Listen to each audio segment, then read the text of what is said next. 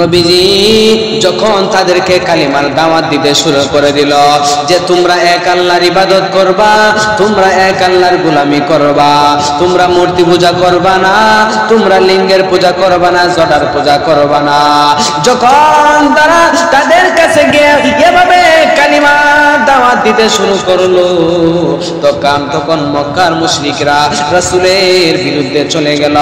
এবার তাদের মধ্যে একদল আবু তালেবের নিকট গিয়ে উপস্থিত হইয়া বলিল, হে আবু তালেব, তোমার ভাতিজা তো আমাদের মাবুদ গুলোকে মন্দ বলে, এই করে সেই করে নানান ধরনের কথা বলে গো, এগুলো তো আমরা সহ্য করতে পারি না।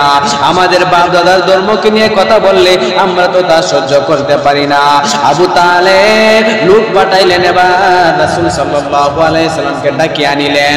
ভাইরা আমার, ওই আবু জাহিল্লা সে আশঙ্কা করিল যে আবু তালেবের এবং